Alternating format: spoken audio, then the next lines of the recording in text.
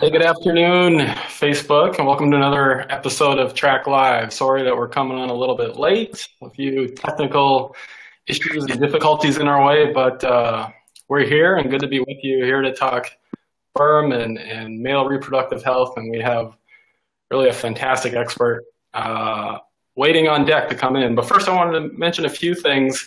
We've had a lot of really great news recently here at Trak, a lot of buzz around what we're doing in the world of male fertility and helping couples conceive. We just last week mentioned again, we had this recognition by Men's Health. Big thanks to Men's Health recognizing us as the #1 new at-home health test. Really a nice nod and recognition. And then more recently, we keep hearing more and more stories about you guys out there tracking your sperm counts, kicking these bad habits and seeing improvements in your health and sperm quality. We love to hear these stories about people getting pregnant and keep them coming. Just today we had another story that we saw went up on a blog called Geek Extreme. A man using Trak to learn more about his sperm quality, kicked his smoking habit, and all of a sudden have a new baby boy. So we love to hear it.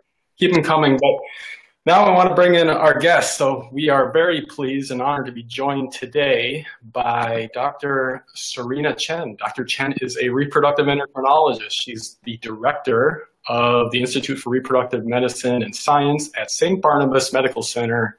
It's a hospital center in New Jersey. And she's also probably one of the most outspoken advocates in this space for patient fertility rights and education. And I think it's safe to say that she's probably one of the most effective, if not the most effective physicians using social media today. For those of you watching who have questions, this is all your time.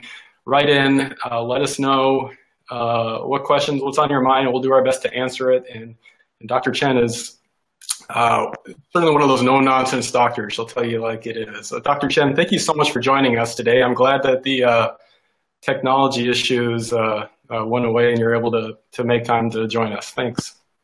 Thanks for having me. I'm very excited to be here. Yeah, so you've been a great friend to us here at Trak for a long time, and I have a lot of questions and things that we want to get into. But maybe first, if you don't mind, just tell us a little bit about your background, your experience, and your practice. Well, I've been making babies for a long time, like since 1992, and the technology has taken off like crazy. But what's really exciting to me is that when people come for help having a baby, we love making babies, but one of the really fun parts is to be able to connect with people and help them become healthier. It's a great opportunity to do that. So and I think that's why I love the social media so much, because that's my opportunity before people have issues to kind of let them know these are the things you can do to help yourself, to be healthier yourself, and to have a better chance of having a baby and to have a healthier pregnancy and healthy baby. So that's part of why I got attracted to you guys in the first place, because this idea of at-home testing, on the one hand, it could drive you crazy. On the other hand, if it gets people involved in their own health, I think that's a wonderful thing. Yeah, so was that what drew you into the fertility space in general? Because you're dealing with, people who are at a unique point in their lives, right? Maybe it's a new marriage, new relationship, they're ready to be parents. And do you see this as a unique opportunity to talk to people about health and healthy habits and better living as opposed to other areas? People are at this stage in their lives, they're very, very motivated. And I've seen people, like you said, that I love that story of the person who quit smoking, that people who struggle with stuff like that their whole life. I've tried quitting smoking multiple times. I never could do it. I tried losing weight multiple times. And when it comes to having a family and people know that can really make a difference, that can make all the difference in the world. You can really make that change. I started out just, delivering babies and really enjoying that part of it. But the world of infertility, with the world of in vitro fertilization, test tube babies, genetic testing is exploding so rapidly. It just was compelling and exciting. And there's so many cool things we can do to try to help people. So that's a huge part of what I love about it. Yeah, no, very cool, very rewarding. Well, let's talk about the social media aspect a little bit more. You've maybe taken a different approach than a lot of doctors where you really embrace it. You're out there. Here we are, we're talking on Facebook. We really believe in the importance of education, especially when it comes to talking about things like sperm counts and Well, men's health. People and doctors can be real traditional and try to like stick by their medical training, but honestly, if your patient doesn't understand or doesn't know what you're talking about or is fearful of treatment or testing or technology, then they're not going to get good care. And the thing about social media is it's not the only way to communicate, but obviously a lot of people are using it. It's very accessible. It's available 24/7. I actually did a study that we presented at ASRM last year that showed that a lot of patients, if they have the opportunity to make patient appointments, they're making them after business hours. And most doctors' offices are closed then. But, like platforms like Facebook and Instagram and ZocDoc and things like that, when you're off of work, then you can make your appointment with the doctor and put in all your information. And anything that lowers the barrier for people to get help and information makes a huge difference. That's why at-home testing can be cool. I mean, we have to be careful because we want people to do at-home testing, but we don't want them to be upset or nervous or try to treat themselves. We want to use it in a way that motivates them to learn more about themselves and then hopefully to seek expert help that is going to put them in a better place. Right, of course. Yeah. Hey, well, speaking of social media, we get to get one right in. Looks like you're someone's favorite doctor there. So, fun Leo, maybe that's how you pronounce it. That's a fun note. Yeah. So why do you think traditional doctors maybe stray away from it? You actually presented a paper at a scientific conference on the need for more engagement with social media. What's the hesitation? Well, I think some of the hesitation is, number one, we're not trained to do that in medical school. Hopefully the younger generation is going to feel more comfortable with this and more open. And I do think younger doctors are more savvy about those things and more open to using things like texting and email and things like that. And there's a lot of regulatory involved. Like if we have to be really, really careful about giving medical advice online or identifying people, because privacy about your healthcare is so important. So there is a lot of regulatory about that. But I think once doctors can get over those barriers and realize that a huge part of patient care starts with just the patient knowing that what resources are available and feeling comfortable asking questions. I mean, it's a huge barrier to like take a day off and make the phone call and come in and fill out those forms and meet all kinds of strangers. And then half the time you're taking off your clothes in front of a stranger and crazy things. And that is a big barrier, I think, for people to overcome, especially when it comes to talking about things like very sensitive, like having a baby, sperm, eggs, when do I have sex? I'm worried about these things, about my very private organs, and I wouldn't talk with most people about it. And here we are asking people to talk with strangers about it. Right. And people can anonymously kind of ask general questions on the internet. You find you get a lot of interesting questions, and it's an opportunity to really help people, understand more about their bodies and maybe give them the courage to say, oh yeah, you're right. Maybe seeing a doctor would be helpful, and maybe I can get connected to resources that are going to help me find good doctors. Because Greg, you're in this fertility community. We do have so many people that are out there to help people, like the American Society for Reproductive Medicine and Resolve and organizations like that really have a lot of non-doctors helping people to right and support, even just emotional support, not just medical advice. Right. Yeah. Well, we deal with it here too at Trak. I mean, we're doing the home testing, and it's very important that you look at at the whole story. So it's not just, can you do this test at home, but then what are you going to do with that information? And, you know, what's your next step? And those are things that, you know, you really have to think through and be careful about. And, you know, it's part of the reason we do things like this is we definitely encourage guys who are using this product to reach out, you know, let us know what your questions are and help them. And a lot of times that, you know, means going to someone like you, Dr. Chen, for next steps, for medical evaluation. And yeah, I think one of the biggest messages that we want to make very clear is that there's a lot of options, right? Especially when you go to meetings like ASRM, the options, the technology and science that are available now to help couples deal with these problems are outstanding and miraculous. And it's about, you know, getting over that awkwardness and communication barrier to take those next steps. Like a lot of people fear, like, if something's wrong with them, what if there's no answer? And the truth is, in infertility, that the success rates are actually really very high, that most people that see the doctor will be able to have a healthy baby.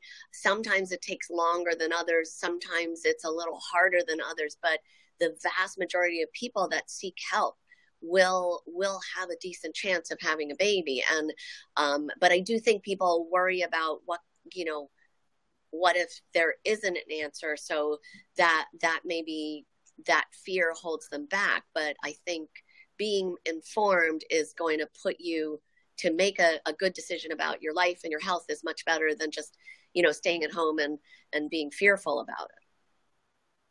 Right. No, absolutely.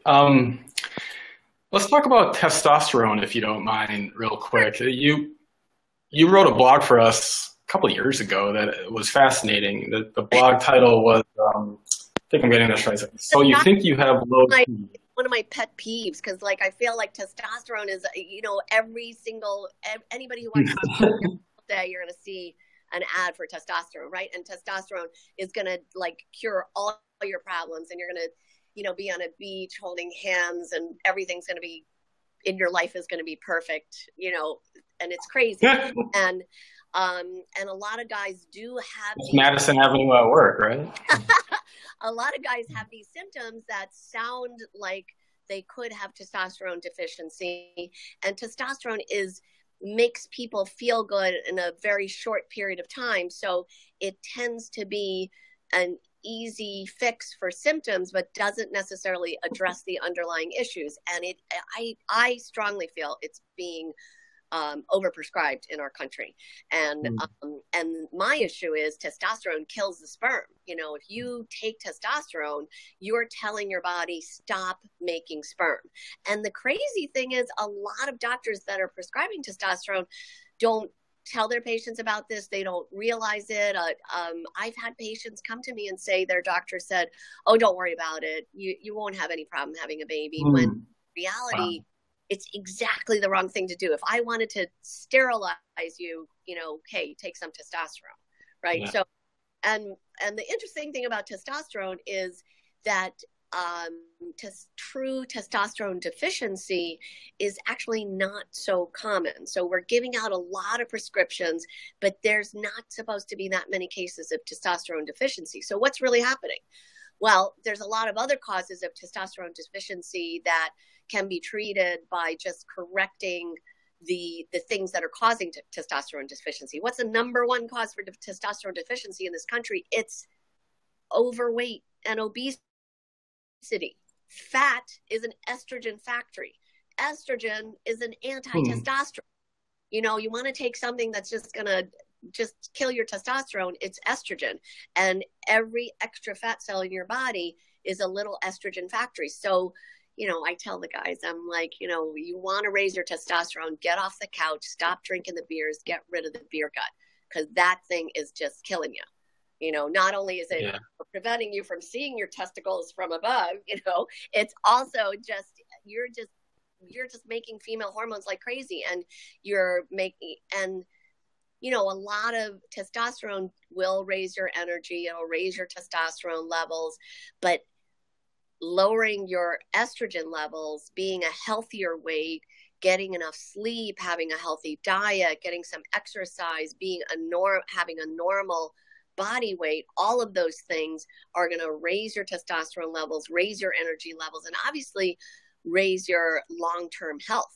And you're going to live longer. That's the bottom line. Whereas testosterone actually can cause heart and liver issues and actually cause medical issues that could possibly even shorten your life. So it's like a short-term kind of dangerous fix. And it's just, it's definitely not the way to go for people who want to conceive. Yeah. And it's all one system, right? It makes sense. As you get healthier, things improve, and you see it in your sperm. I think, unfortunately, guys, there is no magic bullet for this stuff. Magic pills are just that. Hey, we got some good questions actually on these topics, so let's get through a few of them. Here's one that came in through Facebook. So the question is, does testosterone fluctuate in guys, and what's the best way to test? Testosterone absolutely does fluctuate in guys, and serum levels can go up and down throughout the day. So if you're testing in the morning, or you're testing at the wrong time of day, then you could see a peak. And even if you're testing at the right time of day, because it fluctuates up and down, you could be catching it on the downslope. Honestly, I don't need to check somebody's level. If I'm looking at somebody and they have decent muscle mass and they're growing facial hair every day, their testosterone level is normal, Okay. So like clinically, it's your body is a barometer of your testosterone levels. So if you're doing those things and you're having erections and you're having ejaculation and your libido is okay, then maybe the reason you're tired is because you only got 4 hours of sleep last night and not really, your testosterone level. So you do have to look at the whole picture. And testosterone actually it's just not that common for a true deficiency, a true dysfunction of your testicles to actually be the cause. Pretty rare. So these other symptoms are good enough, in your opinion, to say we kind of know what's going on here. Let's get rid of the estrogen factory around your belly, as you put it. And honestly, primary care doctors are wonderful, and I want everybody to have a checkup with one. Everybody that's trying to have a family, because they're definitely general health issues can impact your fertility. But if you really think you might have a testosterone deficiency, you really need to see a medical endocrinologist before you take that drug. You shouldn't just just beg for a prescription from the primary care doctor. You really need a full evaluation. So see the primary care doctor, try to follow all their advice in terms of getting healthy. But if there's a suspicion for true testosterone deficiency, you need multiple levels. You need to see a medical endocrinologist. Right. Okay. Good tip. So next question came in. Question is, do you have tips to get your partner tested? I assume they're talking maybe about testosterone, but maybe more so around sperm testing, and maybe a male or a female person. Like, are you talking about your? So the question was from a female, and I assume they're insinuating that it's difficult to get the guys tested, right? I can't get my guy to come in for testing, right? Because the females are going to the doctor, they want to have a baby. The guy's like, that's your problem, But obviously it takes two to make a baby, and I do think that. You can start out slow. I mean, that's one reason that this product is so cool, is that you don't have to drag your guy into the doctor. You could get Trak, bring it home, and say, hey, honey, let's see if your swimmers are okay. And, and just check things out. The bottom line is, even if the sperm is perfect, though, if you haven't conceived after 6 months, if you're over 35, or 12 months, if you're under 35, of just unprotected intercourse, you should have an evaluation. It doesn't mean you need treatment, so it doesn't mean there's anything seriously wrong or you need treatment. But this is a myth that people are like, we have to try really, really hard to get pregnant. It's not supposed to be that way. You're supposed to just not use protection, have intercourse once or twice a week, and it's supposed to happen within a few months. If it doesn't, you probably need to get checked out. And if you have medical issues, then you probably need to get checked out before you even try to conceive. Right. No, good tip. So again, it comes down to, I think, Probably awareness, right? It's just, Awareness. yeah. Yeah. So like Good with sometimes, the awkward conversations, right? These should be things that are just on people's minds and they're able to take action. Cool. Hey, we're getting a lot of good questions here. Let me go to the next one. Question came in. Can you explain PCOS? How can you tell if you have it? So PCOS is an acronym. What is it? polycystic ovarian syndrome. So one of the most common causes for infertility, the number one cause for irregular periods, that's after pregnancy. So it affects 10% of women, possibly more. PCOS is, we've known about it since like the 1930s. We still don't know exactly what causes it. We feel maybe an insulin processing issue that throws off all your other hormones. Typically, a PCOS patient will have problems with irregular periods. That's the number one thing. Sometimes they'll also have problems with acne, too much acne and hair growth, and then also excess weight. Excess weight affects 2/3 of Americans, and PCOS only affects 10% of women. So it doesn't account for everybody that's overweight, but it's definitely something that we think about when somebody is dieting and doing well with their diet and yet still not losing weight. So PCOS is something where, you can try talking with your GYN.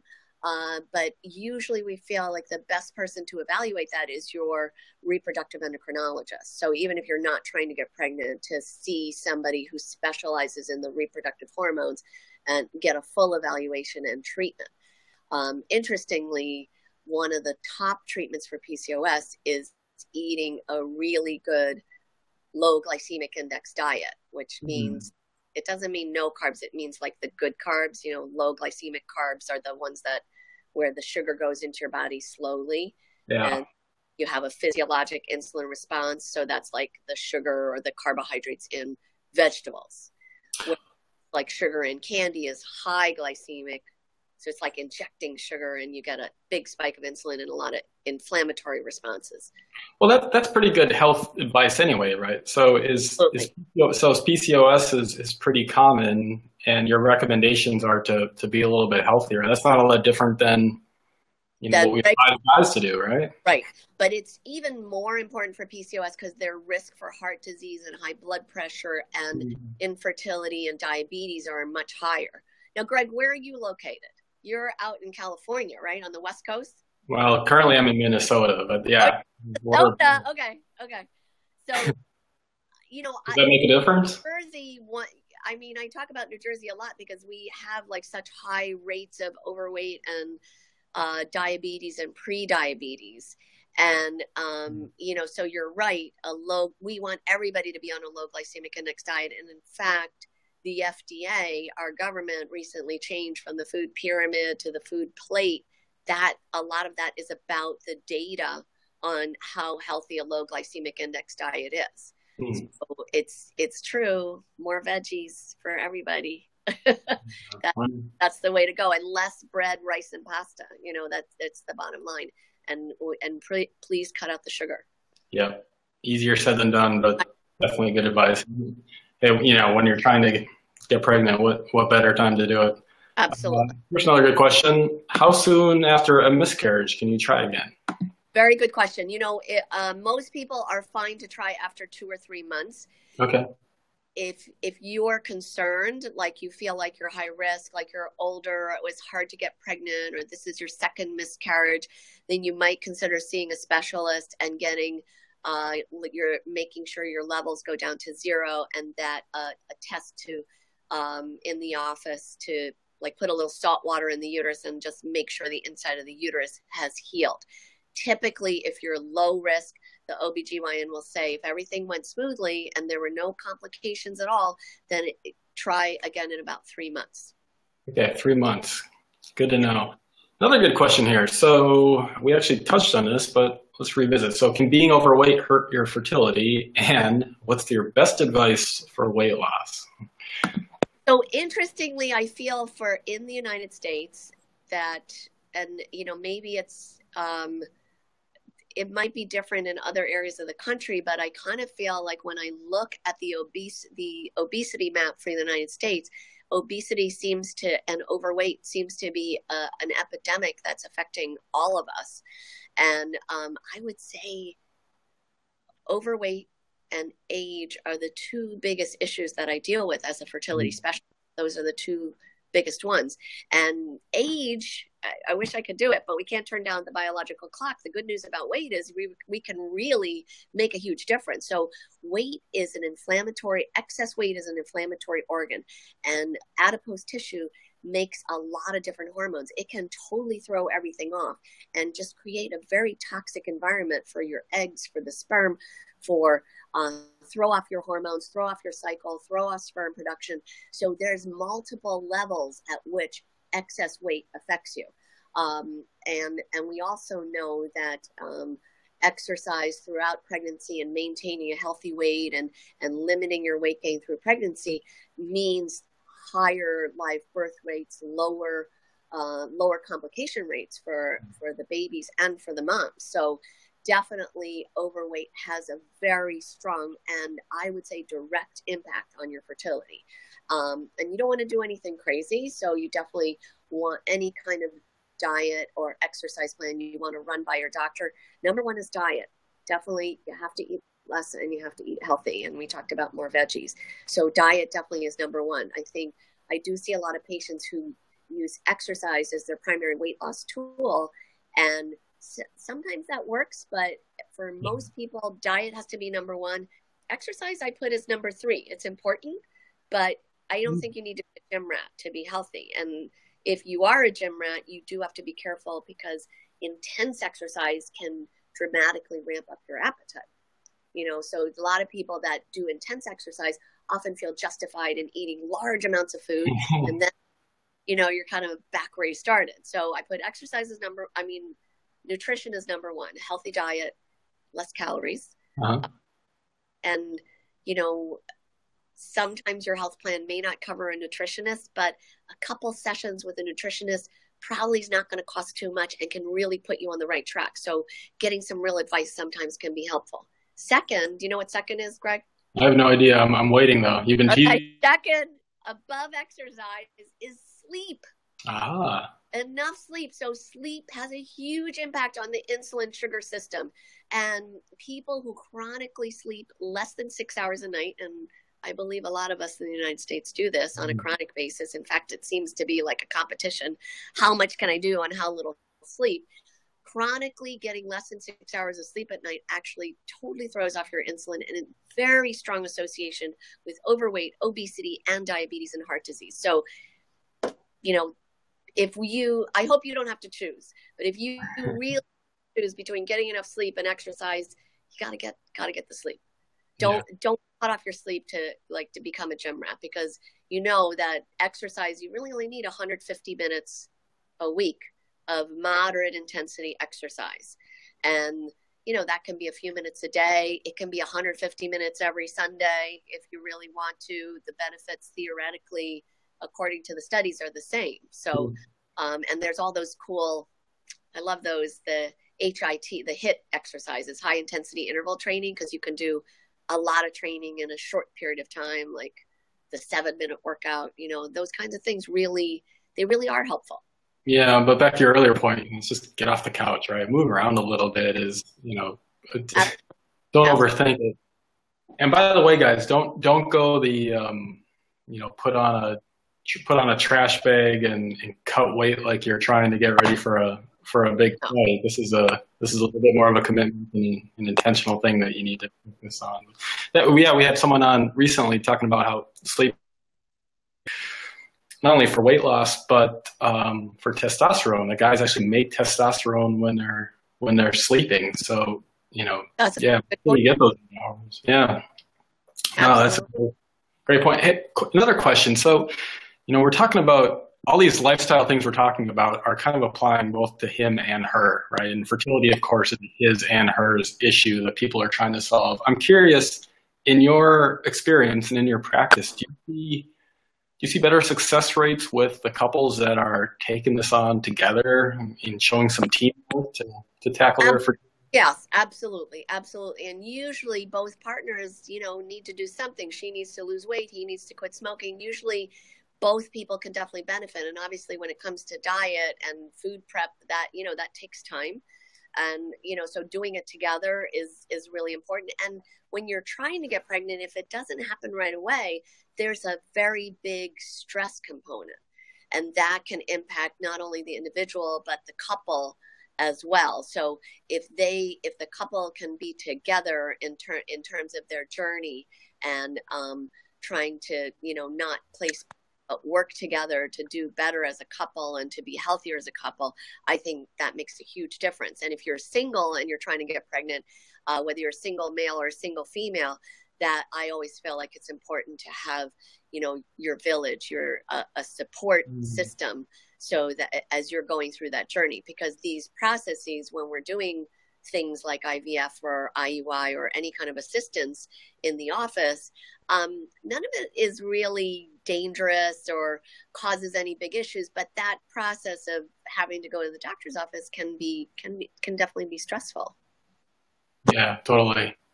No, this is great. So, we're about out of time, and I'm glad that this was able to work out. Just a few other questions. So, we've talked about the importance of nutrition and sleep for health and fertility. Any other big advice that you would give to couples watching? Big things. I really want everybody to remember that Zika virus is still an issue in the United States.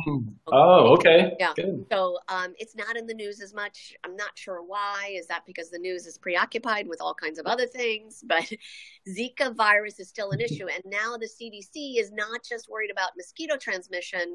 They're thinking more about sexual transmission. And this is very important when it comes to the males, because males that get infected with Zika, most of them don't have any symptoms, and they can carry the virus in the sperm for up to 6 months. So if you were to go to Brazil and you wanted to have a baby, you should not try to have a baby. You should not have unprotected intercourse for 6 months after you return. Wow. I tell people, I don't really want you going to South Florida or South Texas. I think, there is, those are Zika zones. I want you to look at the CDC.gov travel map before you make any reservations, buy the travel insurance, make sure that if suddenly that area becomes Zika infested, that you can cancel your trip. So for couples, obviously it's important for pregnant women to avoid Zika, because we don't want those babies to have like that severe birth defect. But Zika is really tough. We don't have a good test for it. You can't go to Brazil and come back and be tested and be okay. The only protection we really have is to avoid travel to those areas that have Zika transmission. And, a woman that goes to, say, Brazil and comes back, it's okay for her to conceive in 2 months. But if her partner goes, we can't use his sperm for 6 months. And I think a lot of people don't realize that about that. They don't realize about sexual transmission, that also means no unprotected intercourse. Does it? So, 6 months is a long time. I don't even know. Very long time. I don't even know what 6 months from now is. You're normally not using condoms to have to use condoms for 6 months or not have sex for 6 months. That is a huge burden. And it's a big deal. I actually had a guy who, I kept saying, why are you going to Florida? Why are you going to Miami? You have a business trip. Can't you do this by Skype? I'm sure your boss will understand. Just cancel the trip. He's like, no. I'll just freeze the sperm. And I don't think it clicked, the whole condom thing. It just didn't click. I told him, but I think I told him a lot of things. I'm not sure it clicked. He called me. Okay. He's in the plane on the tarmac. He's like, wait, condoms? 6 months? I'm like, yes, 6 months. He got off the plane, canceled the trip. So it's complicated. I don't think people talk about that sexual transmission as much, and that's so critical for people that are trying to conceive. The other thing, vitamins. The woman really should be taking a prenatal vitamin. Folic acid, very easy, powerful way to dramatically reduce birth defects. And get a general checkup. I don't know why. I'm sure in Milwaukee there are issues with vitamin D deficiency. Probably in Florida and Texas, maybe not. But in New Jersey, I have like 80 or 90% of my patients have vitamin D deficiency, and you know, they got a prescription, then they forgot to take it, and their levels are really low, and it really affects, it seems to really affect ovarian function as well as general health. So that's another thing I want people to know about. So don't forget about Zika. It really is an issue. Protect yourself from Zika. Don't travel to those areas. Avoid mosquito bites. Take your vitamins, and then, you know, healthy living, and talk to people. Like, you know, this Facebook Live, inform yourself. Go to stuff like this. Talk to your doctor. Get evaluated. You know, it doesn't, just because you're getting evaluated doesn't mean you have to do anything you don't want to do. But you should be informed about your own body and your own health. All good tips. Thank you so much, Dr. Chen. This was fun. Let's do this again. This was great. Absolutely. Now that we figured out the tech stuff, we're good to go, right? Let me give you some plugs. Let me show, so you're on Twitter, as we mentioned, very active on social media, at Dr. Serena H. Chen. That's my Instagram too. Yeah. Oh, Instagram too. And your website, so sbivf.com. Yes, the website is, that's a great way to connect with us. We answer questions. There are a lot of great articles, so.